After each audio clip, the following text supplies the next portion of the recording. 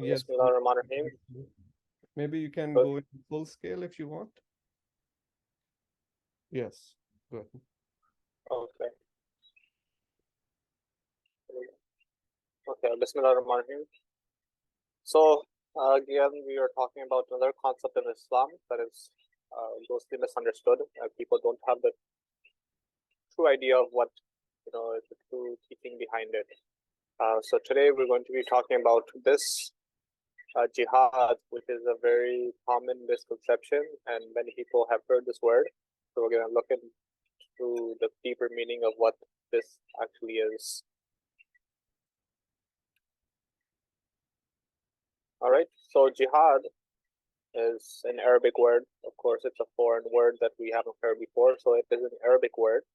And what the meaning of jihad, the word, is it means to strive or to struggle. And there are two types of this struggle or striving. The first in Arabic, we call it jihad-e-akbar, the greater jihad.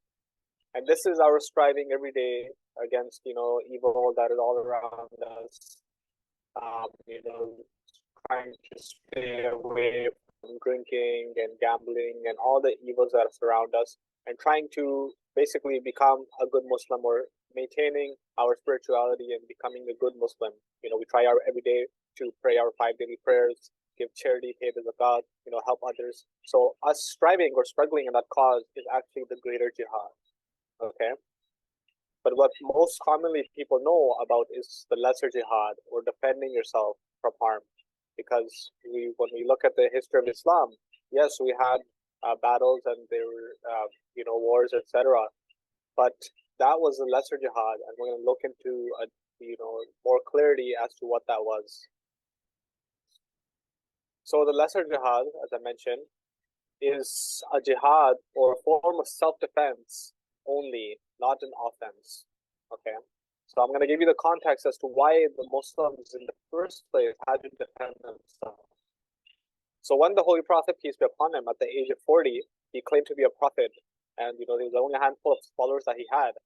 A lot of them faced a lot of backlash from the Meccans, or the tribe over there, the Quraysh, and they very much disliked this idea, that there was one God and that they had to stop worshipping their idols, that to give up drinking, all these kind of things.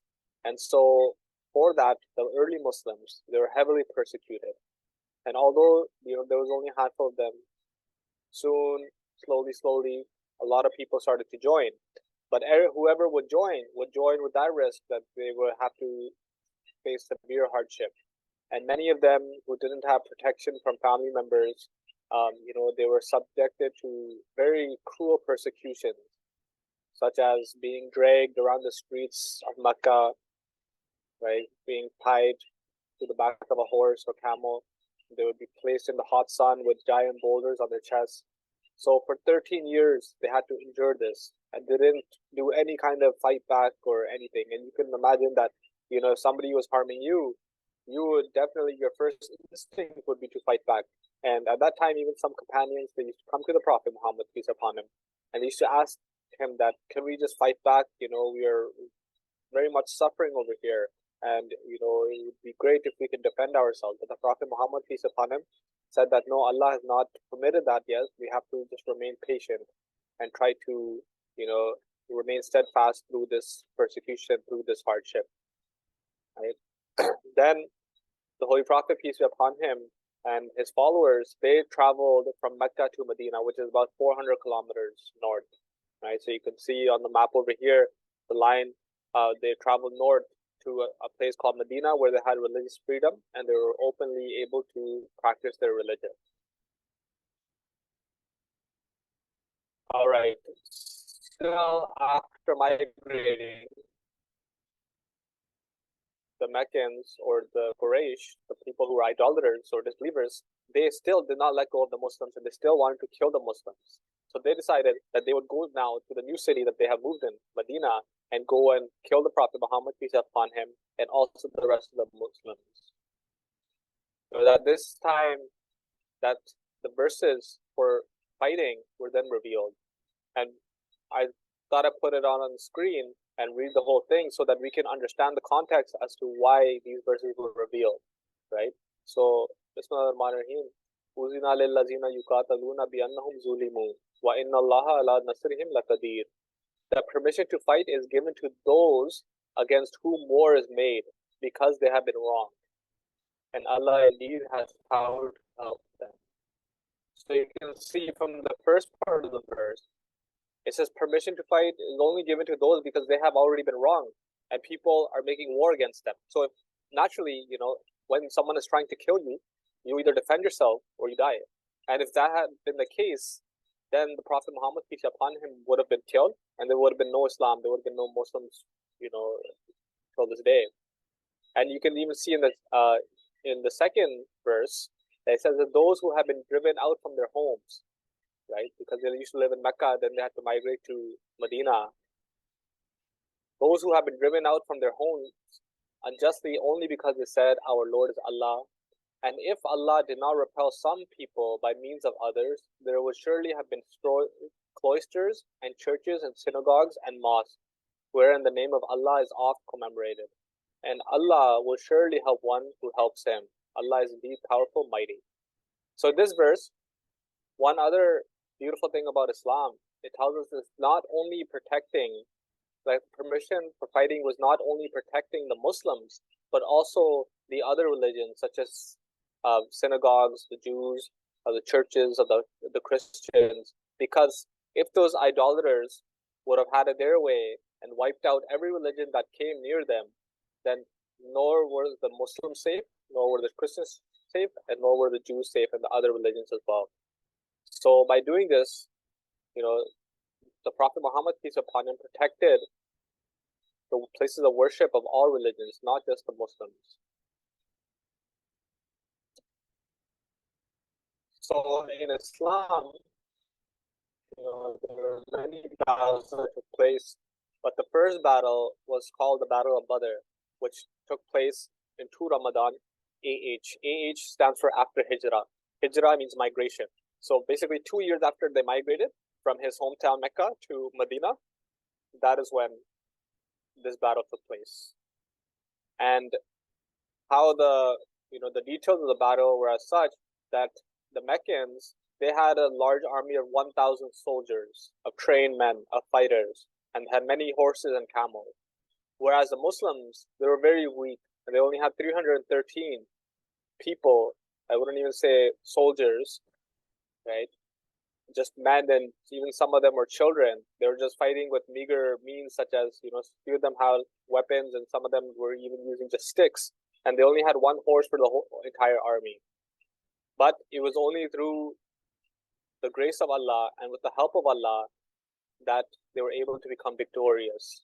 And I will quickly share what happened was the Holy Prophet, peace be upon him, he picked up some dirt in his hand, or pebbles, and he prayed to Allah.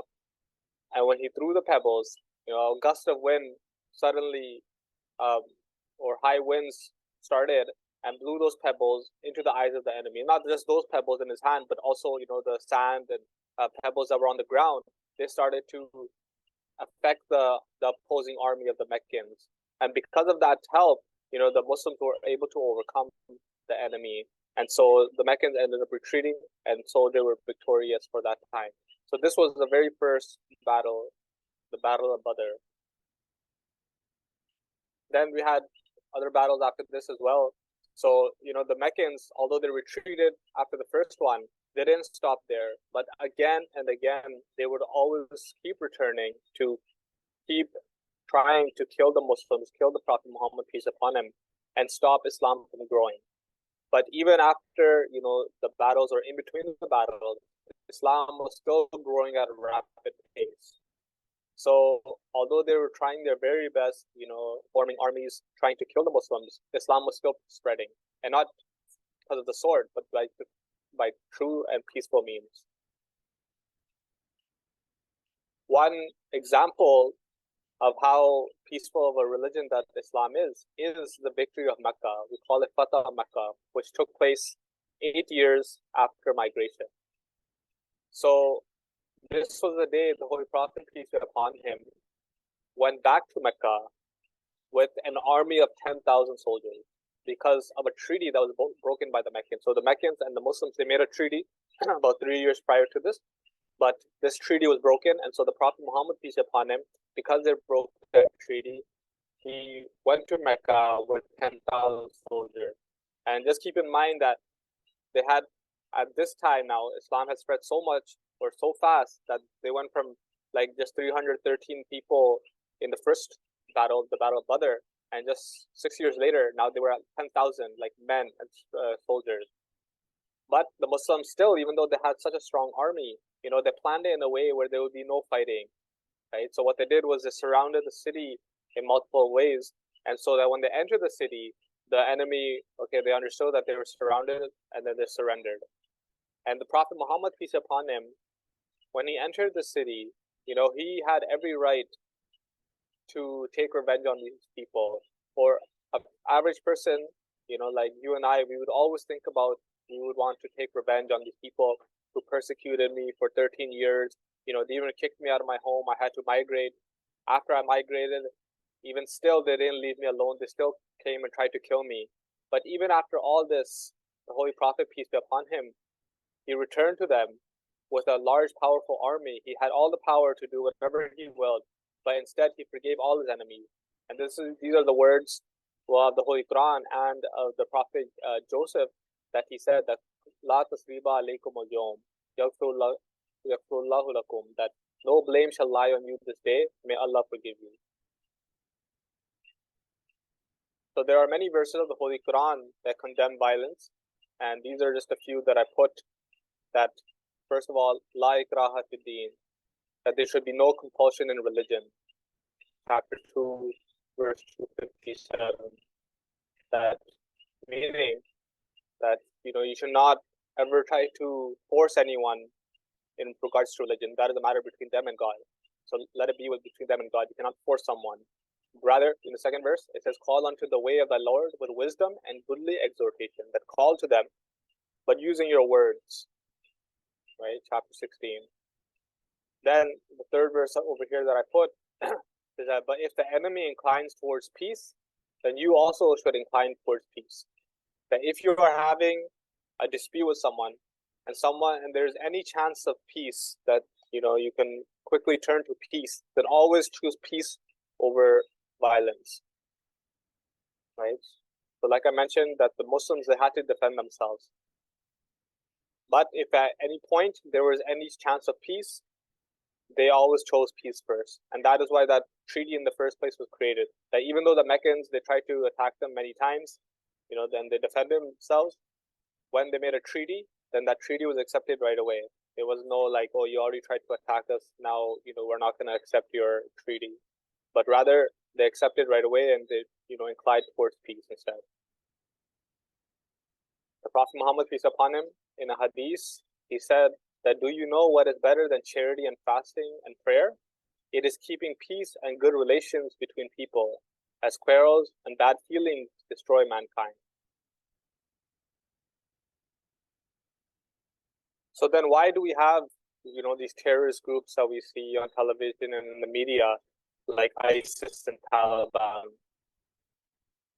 If the teachings of Islam, like I mentioned, the Quranic verses and the Prophet Muhammad, peace upon him, saying peaceful things, then why do we have these terrorist kind of groups? Well, there are many reasons. The first is that they misunderstood Islam, right? They saw this teaching or this history that there were battles in Islam. And instead of looking into it and understanding why the Muslims had to go to battles, they adopted those parts which are of cruelty, and then they tried to use that, you know, according to their agenda. The second is, it is more like a political agenda as well, right? It is not like they're doing it actually because they want to follow the teaching of Islam, but, you know, because look at these terrorist groups, where are they even getting their fundings from? There has to be some super country or superpower that is supplying them with all these weapons, etc. Right? They say the ISIS, etc. They sometimes get you know, helicopter or plane drop-offs with this full of weapons. Where are those coming from? Where are they getting their fundings from? So these are all, questions as to why are these groups even able to do what they do? We have so many superpowers in the world. How are they not able to stop these, terrorists? Like one example is Bin Laden. Bin Laden was actually a person that was trained in America, right? He was trained by Americans, and then later he betrayed America, and he when he went to Iraq and he plotted against the Americans. But originally, he was actually trained by Americans, right? A big reason is also that there is brainwashing of young children. When people are growing up, especially in these countries where there is poverty, etc., these terrorist groups, they try to offer them like a way out or a better life, and they tell them that if you come join us, we will give you a place to rest, a place to sleep, a food every day, 3 times a day, and you will get this, and whatever. When we take over a town or whatever goods there are, we will distribute it amongst you. So like for a young person, if you were growing up in poverty or you're growing up with nothing and you have nothing to lose, then this sounds more exciting, or this sounds something of value to you. And so many people, when this group of ISIS started, etc., even people from other countries who were like depressed and didn't have anything to lose, they traveled because they thought they were get some worldly benefit out of it, not because they thought that Allah had ordered it, etc. And many of these young children, they don't even know, what is actually in the Quran. It is basically the teachers or the head of these schools, etc., they would take out Quranic verses out of context, right? That, oh, look, the Quran says that you have to fight, etc. Whereas you have to know the context of the Holy Quran, that when do you have to fight? Only when you're self-defending, when you're fighting in self-defense, right? But taking that out of context and displaying it as something else, as an ulterior motive, this will, create confusion and brainwash young children. So we condemn these actions to the highest degree.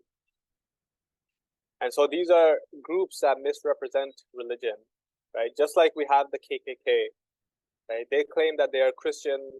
You can see on the picture over here that they are surrounding around the cross. But other Christians, they understand that these guys aren't Christians because they resort to violence and they are racist. So how can that person be a Christian?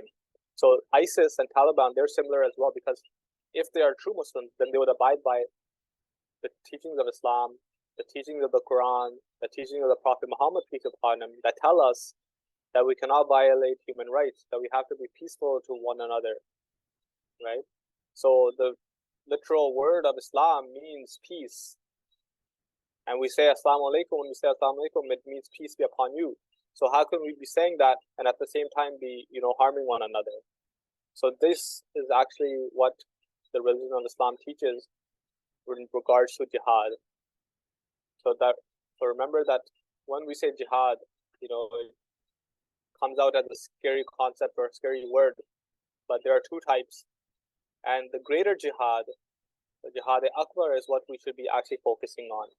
Striving every day, doing our daily jihad to try and read our 5 yearly prayers, to make sure that we are doing good to one another, to make sure that we are paying the zakat, we are giving charity.